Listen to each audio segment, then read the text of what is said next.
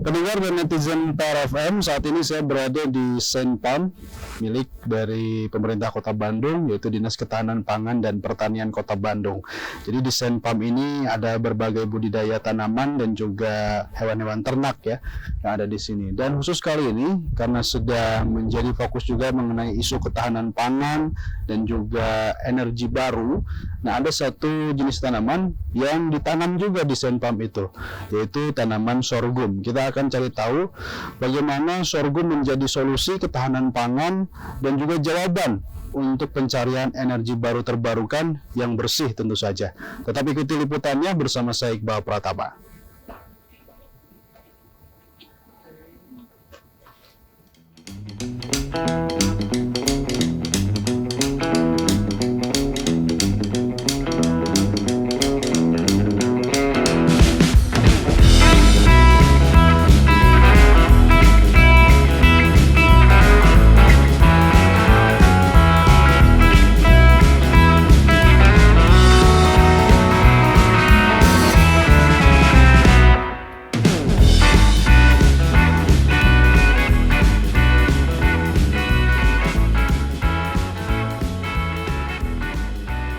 Ya baik netizen PRFM, saya Iqbal Pratama kali ini mengunjungi Senpam di kawasan Ujung Berung Kota Bandung, dan kita akan wawancara seputar sorghum, di mana ketahanan pangan dan energi ini menjadi isu yang sedang hangat belakangan ini, berhubungan juga dengan swasembada pangan dan swasembada energi. Nah, di Kota Bandung ini ternyata sudah ditanam tanaman sorghum yang kita cari, dan kita juga sudah bersama dengan dua narasumber di sini.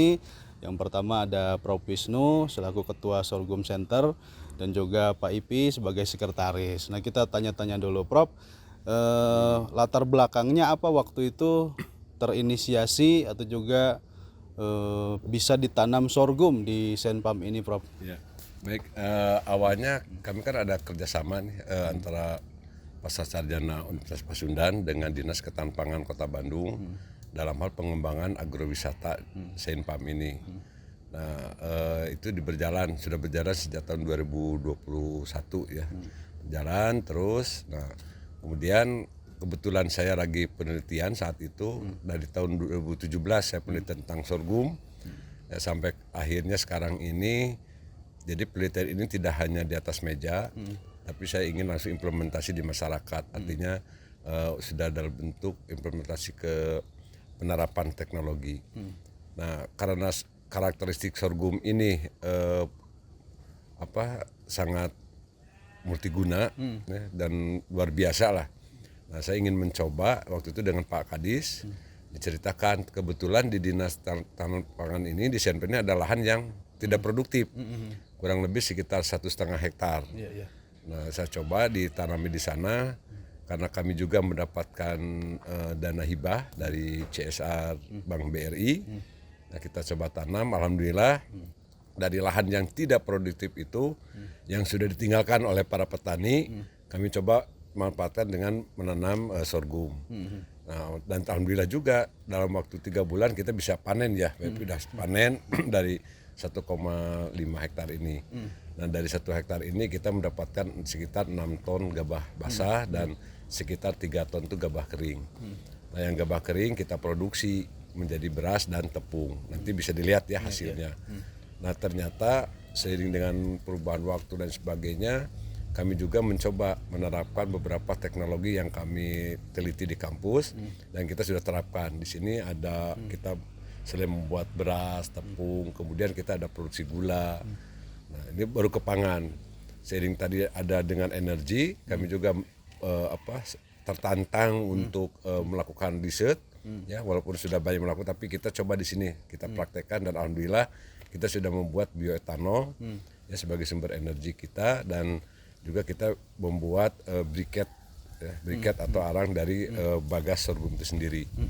Ini kita baru berjalan sorghum center ini sekitar bulan Mei 2024 kita diresmikan oleh Pak Wali Kota, PJ Wali Kota, dan sekarang kita implementasi. Beberapa kegiatan sudah kami lakukan di sini. Nah, untuk produk beras dan tepungnya ini banyak sekali para UMKM yang memanfaatkan. Selama ini pelaku usaha UMKM ini yang produksi kue-kuehan gitu, selama ini memang harganya kan mahal ya. Mereka juga mau jual juga mahal kembali. Nah, kita coba dengan produk tepung kita, beras kita yang kita olah dengan sentuhan teknologi tepat guna, alhamdulillah kualitas bisa lebih bagus daripada yang dari pasaran, dan harganya pun kita bisa lebih murah. Ya, lebih murah karena kita mendapat subsidi dari pemerintah. Saya bersyukur pemerintah sudah mulai sekarang ini mengembangkan terhadap sorghum, apalagi dengan pemerintah presiden yang baru sekarang ini sudah mencanangkan dalam pidatonya itu untuk ketahanan pangan dan energi. Di 4 tahun ke depan akan ada swasembada pangan dan energi. Itu harapan kami, harapan masyarakat Indonesia seperti itu. Nah, tentunya yang disampaikan oleh Pak Presiden Prabowo juga disampaikan kan, di sana ada beberapa pangan lokal, termasuk sorghum ini. Nah, kita sebetulnya bisa saja tidak hanya sorghum, tapi kita fokus dulu ke sorghum. Sampai betul-betul sorghum itu ya betul-betul bisa diterima oleh masyarakat. Saat ini banyak masyarakat yang masih belum mengenal apa itu sorghum. Nah, kewajiban kami lah sebagai akademisi, nanti ada dari birokratnya Dinas Ketahanan Pangan bersama-sama dengan dari BUMN juga bersama-sama untuk memperkenalkan, mensosialisasikan tentang manfaat sorghum itu sendiri. Baik. Jadi Sorghum Center Indonesia ini, Prof, itu akan menjadi apa ke depannya? Pusat penelitian khusus untuk sorghum. Jadi orang bisa datang ke sini, daerah-daerah kota kabupaten lainnya Jawa Barat bisa datang ke sini, bahkan juga luar pulau bisa juga datang ke sini, Prof. Betul, insya Allah. Nah, ini harapan kami nanti bisa dibantu sama Pak Epi ya, ditambah Pak Epi kalau ada yang kurang. Rencana kami ini Sainpam ini akan menjadi suatu pusat lah. Makanya kami menamakan Sorghum Center Indonesia. Jadi tidak hanya milik Jawa Barat, tapi kami ingin dimiliki oleh seluruh rakyat di Indonesia ini. Walaupun emang ini Kota Bandung ini cikal bakal. Memang ada di beberapa daerah sudah melakukan, tetapi kita coba dengan cara yang lain. Ya, ini terintegrasi dari hulu sampai hilir. Jadi kita budidayanya sampai ke produksinya, ke hilirisasinya, dan itu akan nanti kepada masyarakat yang membutuhkan teknologi dan sebagainya, benih dan sebagainya, di sini insya Allah kami sediakan. Jadi kita akan siap menerima dari masyarakat ini.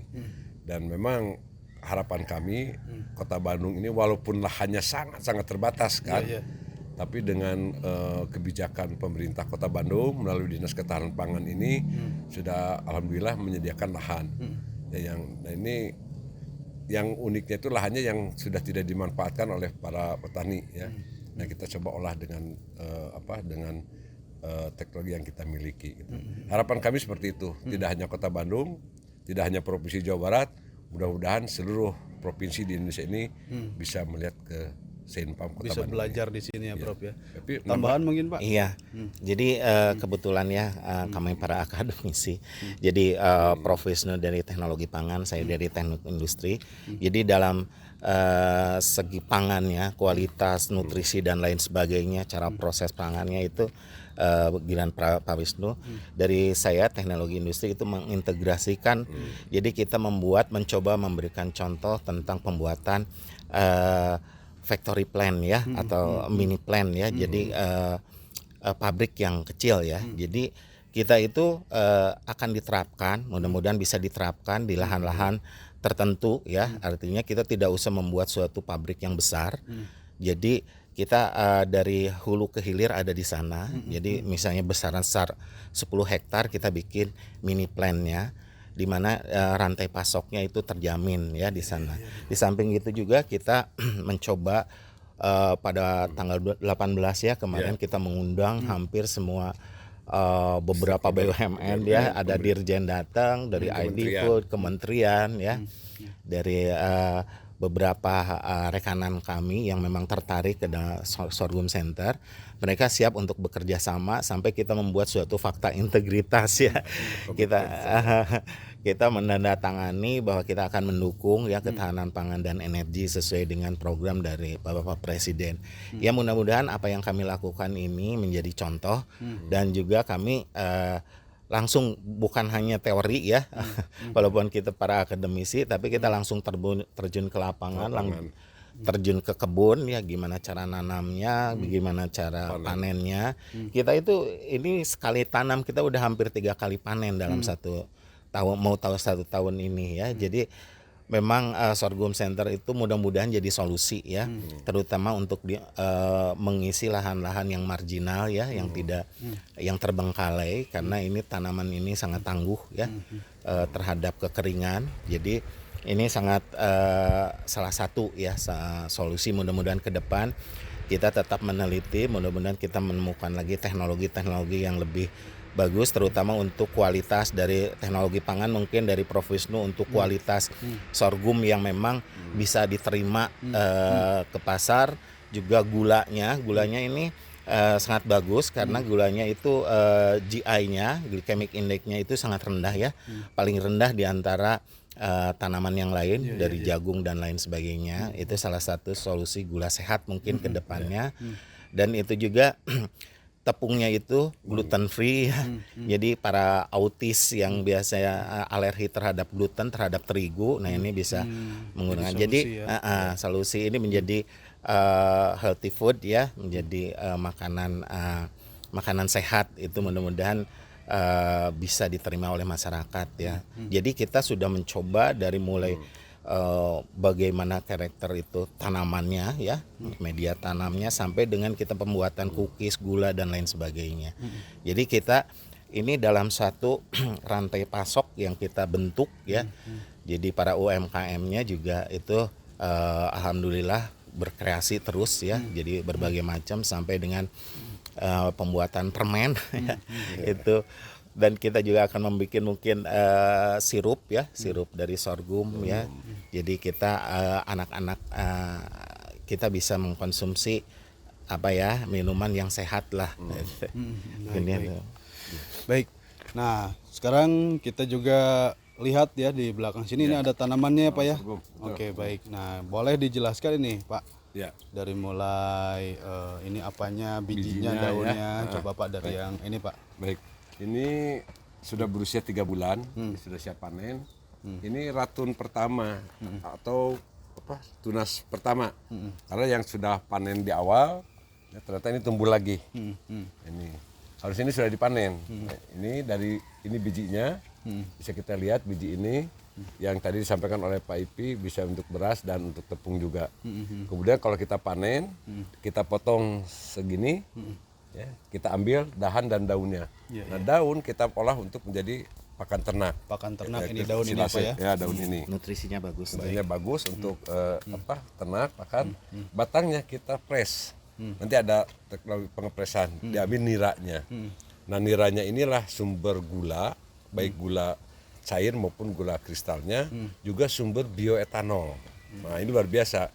Nah, kami sudah melakukan kadar bioetanolnya bisa sampai 99% sih ya, bisa. Tapi yang kemarin kami olah itu baru sampai 70 dan 80% bioetanol ini. Ini luar biasa dan sebagai untuk energi ya, ketahanan energi ini.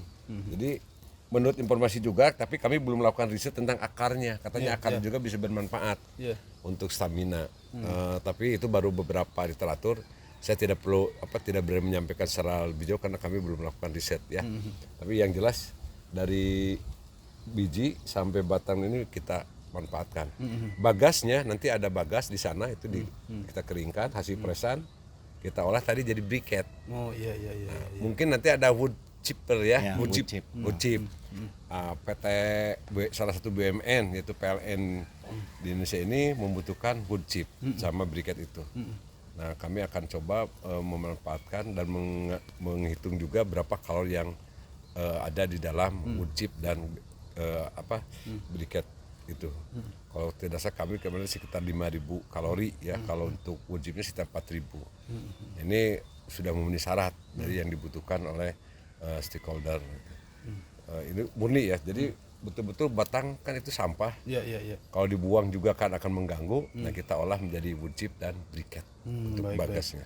Jadi dari mulai biji, batang, daun sampai ke bawah ini bisa semua diolah menjadi bermanfaat di pangan dan jadi energi. food, feed dan fuel. Jadi pangan, pakan dan energi. 3 ini yang ini ya, pakan juga ya. Kalau selama ini sapi, nah program pemerintah susu gratis kan? Iya. Ternyata hasil penelitian yang saya baca, sapi perah yang diberi pakan daun sorghum ini susunya lebih banyak ya.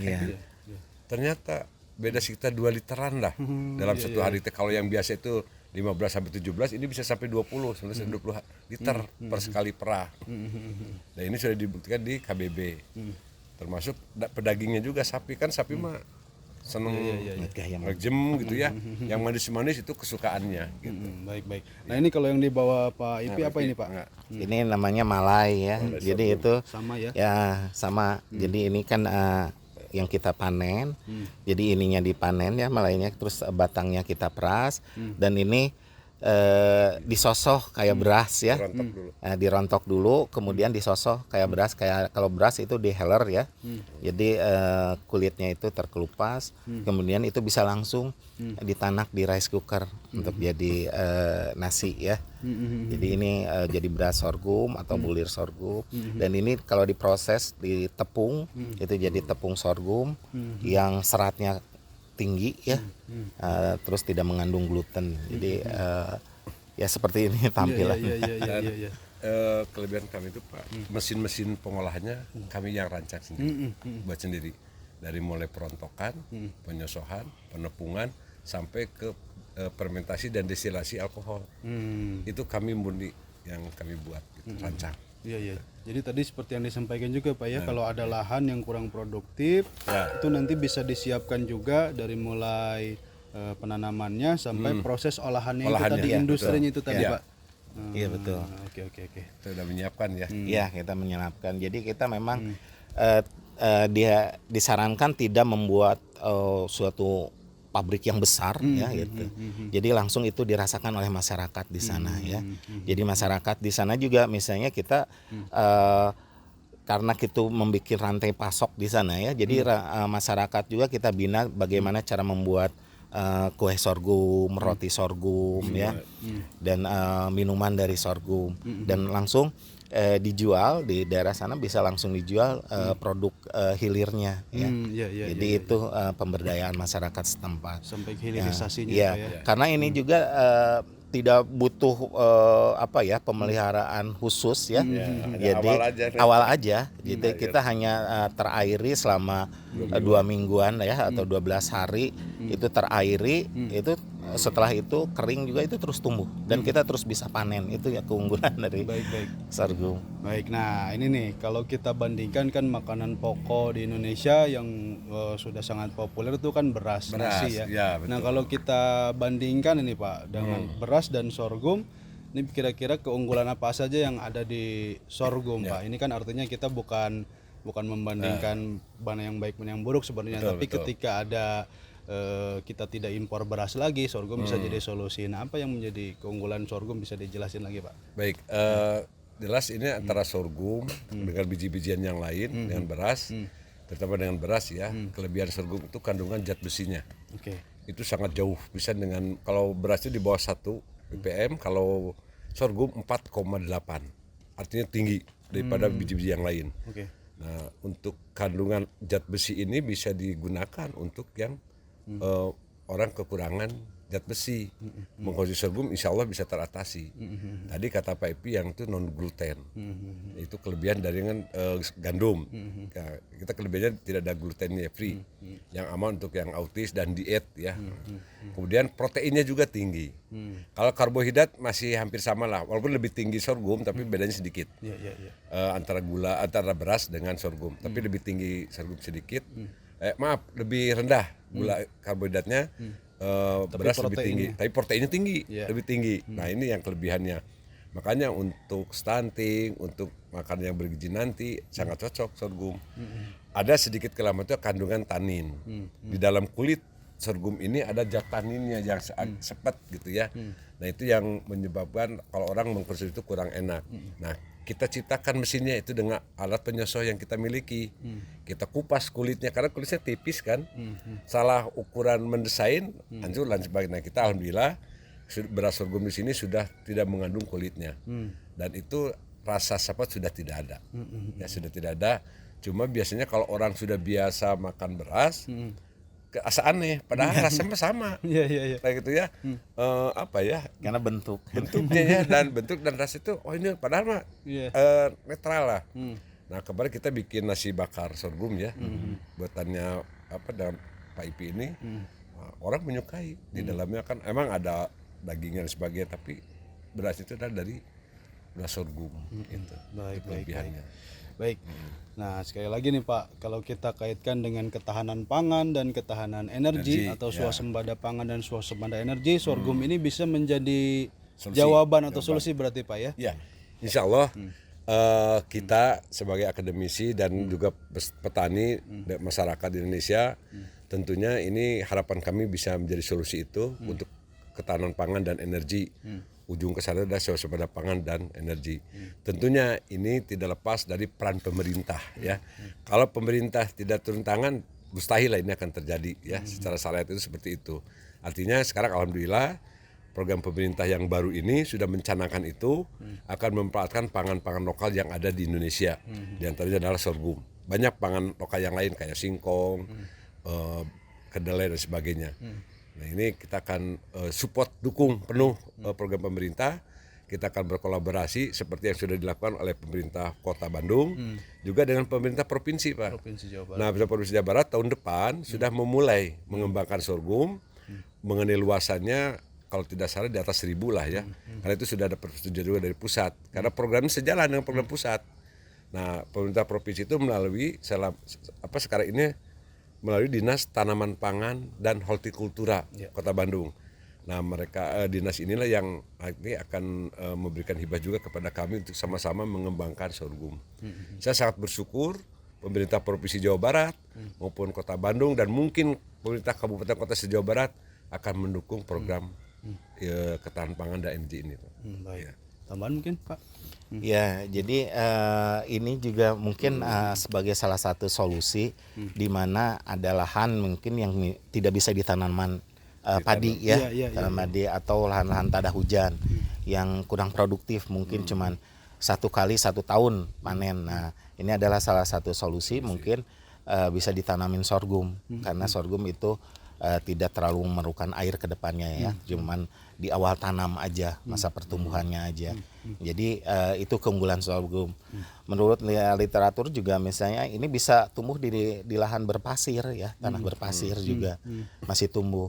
Jadi di Jawa Barat aja, lahan gambut masih kita mau coba ya. Jadi itu belum, lahan gambut sangat luas sih di ini. Jadi kita mungkin ya himbauan ya untuk untuk pemerintah atau juga para yang mempunyai tanah-tanah ya yang terbengkalai ya, yang tidak itu boleh bekerja sama dengan kita, berinvestasi di tanah itu untuk ditanam sorghum ya. Jadi kalau sorghum itu semakin massal ditanam, mungkin harganya juga akan semakin turun, mungkin lebih rendah daripada beras ya ke depannya. Baik. Ya, itu tadi wawancara kami bersama dengan Ketua Sorghum Center Indonesia dan juga Bapak Sekretaris dari Sorghum Center Indonesia. Jadi itu sebagai informasi dan juga gambaran bagi masyarakat ya Pak ya, yang selama ini belum tahu apa itu sorghum, karena setelah kita lihat langsung ke sini ternyata potensinya sangat besar. Bisa dikatakan tanaman yang tangguh ya Pak ya, tanaman yang tangguh dan manfaatnya juga banyak, dari mulai ketahanan pangan bisa jadi solusi, bahkan energi tadi bioetanol.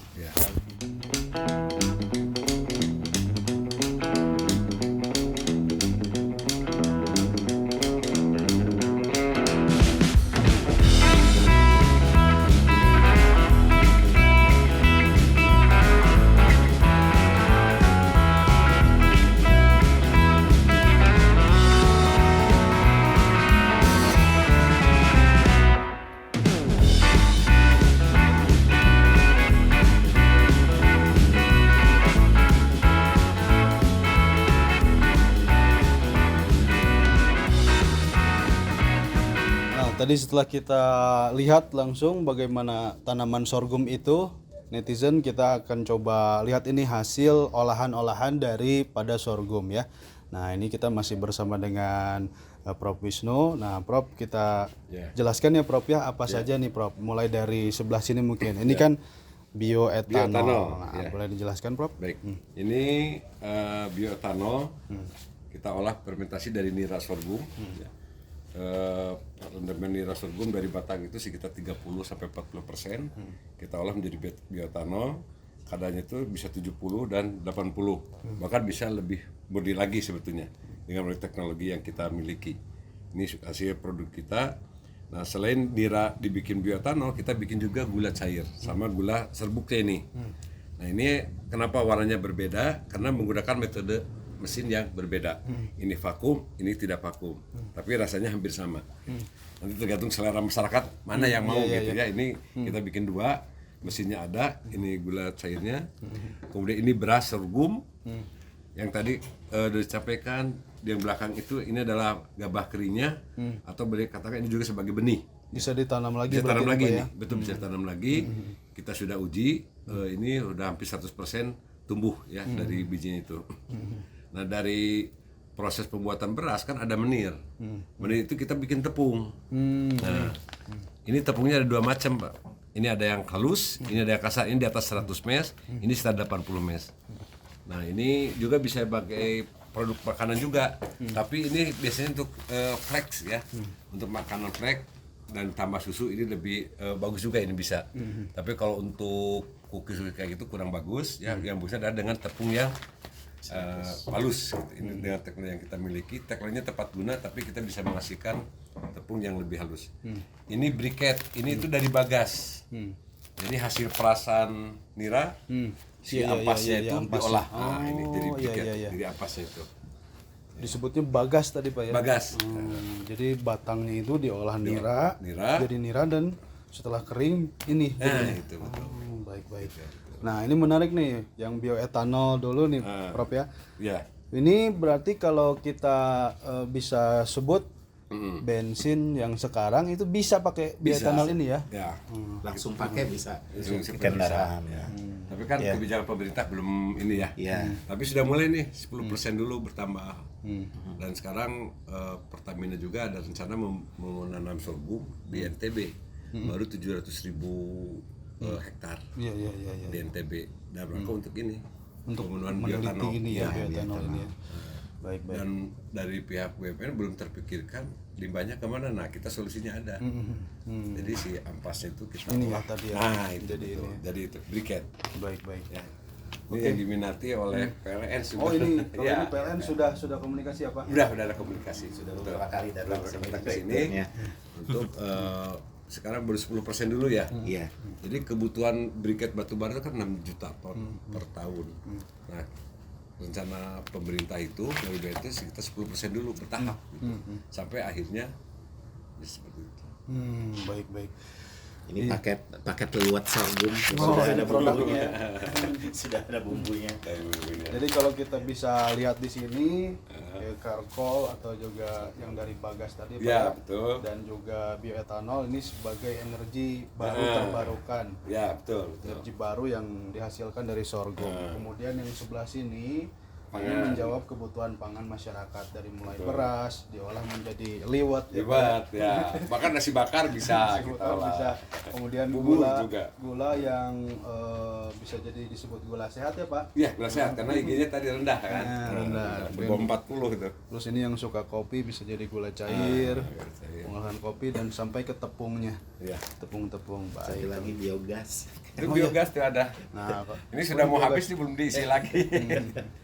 Biogas. Yang energi berarti Pak ini Ya ini sama itu. sama biogas. Oke, buat biogas. Boleh dijelaskan kalau yang biogas Pak? Itu mah enggak serkai itu. Sebelah sini Pak. Oke. Kalau biogas, nah ini yang untuk biogas ya Pak ya? Iya, jadi biogas ini memang hasil perasan dari itu ya, dari bagas yang tadi. Sama dari daun. bagas juga. Bagas dan Itu sisanya ya, setelah kita ambil gulanya, kita ambil etanolnya, kemudian kita campurkan dengan kotoran sapi ya di sini ya, sampai mengental dan nah hanya di anaerob gini, jadi nanti akan disalurkan biogasnya memang. Pernah dipakai dibakar ya kemarin masak. Ya, nanti kita bisa pakai. Nah itu juga walaupun ini kan memang ini hanya sisa sisa dari dan ini energi yang terbuang. Jadi kalau kita tidak dibikin pakan ternak gitu ya, atau bikin silase ya kita bikin biogas. Gitu. Baik.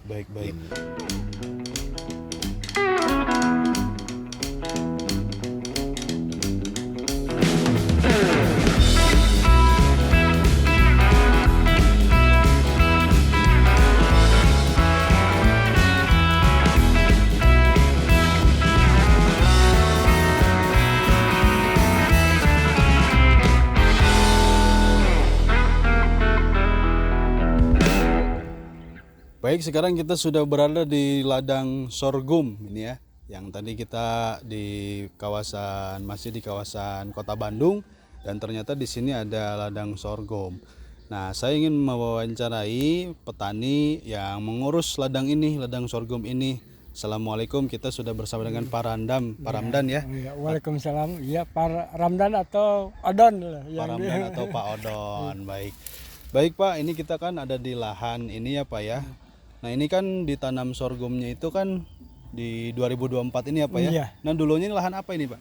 Dulunya lahan persawahan, berhubung mata airnya kurang, jadi tanah tegalan, jadi udah lama berak gitu, udah lama nggak diusahakan. Nah, kebetulan ada program sorghum yang tanamannya resisten terhadap kekeringan, kuat. Iya. Jadi kita coba manfaatkan untuk ditanami sorghum.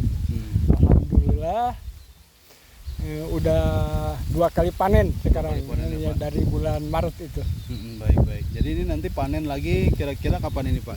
Nanti 2 bulan lagi lah. 2 bulan lagi ya. Jadi paling Januari kita olah lagi, langsung dibongkar lagi, udah 3 kali. 3 kali. Nah kalau bicara soal susah atau tidaknya menanam sorghum itu gimana sih Pak? Susah nggak kalau nanam sorghum? Kalau nanam sorghum lebih mudah daripada nanam jagung. Lebih mudah Ya, lebih mudah. Kenapa itu Pak? Nggak usah dipakai guludan kayak gini, datar juga asal jarak tanamnya 20-70. Nanti kalau udah tumbuh baru kecuali kalau musim hujan harus ada paritnya. Tidak tahan sama air. Jadi kalau kelebihan air justru jelek, kurang bagus ya Pak ya. Banyak penyakitnya, terutama busuk karena kelebihan air. Kelebihan. Jadi kalau dibandingkan dengan jagung lebih baik sorghum. Sorghum gitu. Kalau tanaman perawatan lebih mudah. Nah kalau perawatannya sendiri itu apa saja biasa yang dilakukan Pak di sini? Paling di sini penjarangan atau pembersihan gulma. Kalau pengamatan hama nggak begitu kecuali burung. Kalau hama ulat jarang. Burung yang paling nggak tahan burung. Jadi kalau dibandingkan perawatan dengan tanaman yang lain juga berarti ini lebih mudah ya? Lebih mudah ini. Oke, baik. Kalau dengan beras sendiri Pak, padi begitu, ini kan dulunya lahan padi juga nih Pak ya. Sama sorghum itu gimana Pak? Lebih baik? Kalau mudah sorghum juga tetap? Lebih mudah sorghum. Kalau padi biaya produksi mahal, airnya harus cukup. Hampir 2 bulan harus ada air sampai bernas gitu. Kalau sorghum cuma paling lama 2 minggu atau seminggu harus ada air, kesananya kering juga kuat. Baik. Jadi di lahan-lahan yang katakanlah lahan kritis kurang air, yang kering air, itu iya. Bagus tepat nanam sorghum ini ya. Jadi kalau nanam awal akhir musim hujan biasanya Pak. Kalau udah akhir-akhir musim hujan baru kita nanam.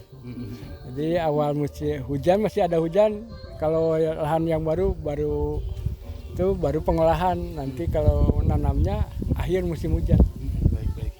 Kalau dari segi ekonomi nih Pak, menurut Bapak sorghum ini potensinya gimana sih Pak?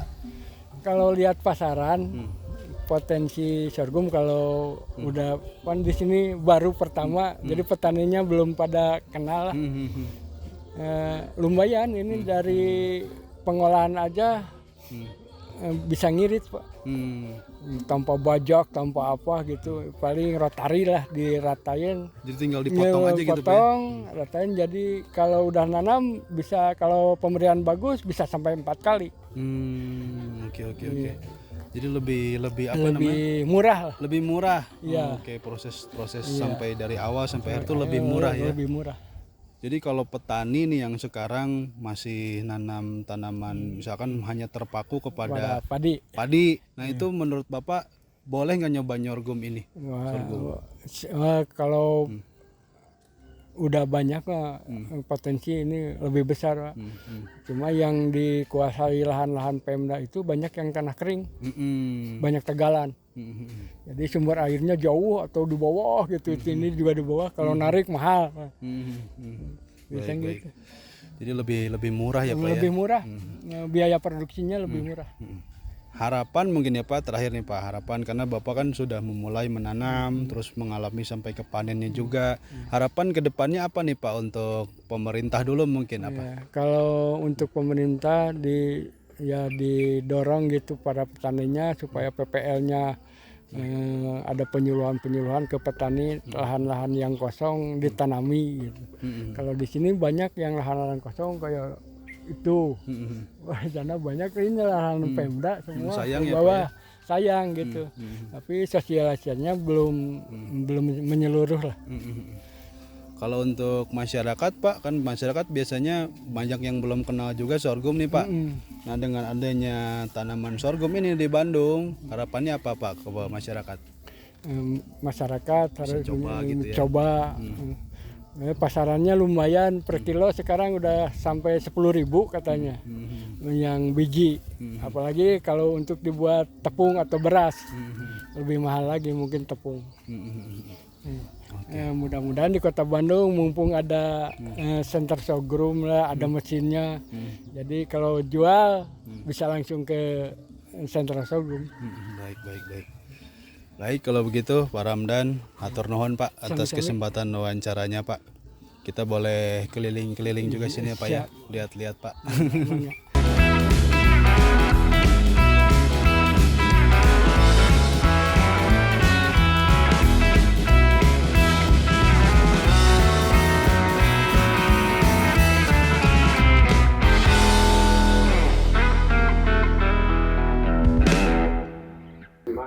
Nah ini saya sedang pegang nih bioetanol 80% hasil olahan dari sorghum.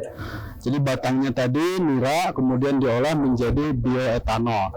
Dan ini bisa menjadi jawaban tentu saja untuk energi baru untuk pengganti bensin ya. Dan di sebelah kanannya ini tangan saya adalah gula. Dan gula ini nampaknya gula yang bisa jadi jawaban juga ya. Karena kandungannya ini sehat. Nah, jadi dari sorghum untuk ketahanan pangannya salah satunya ini contohnya gula, dan untuk jawaban atas energinya salah satunya ini adalah bioetanol. Dan tadi kita review beberapa hal lain. Mudah-mudahan ini menjadi jawaban atas apa yang disampaikan juga sebelumnya oleh Presiden Prabowo Subianto seputar swasembada pangan dan juga swasembada energi yang Indonesia yakin pasti bisa. Saya Iqbal Pratama melaporkan dari Senpam Ujung Berung, Kota Bandung, Jawa Barat.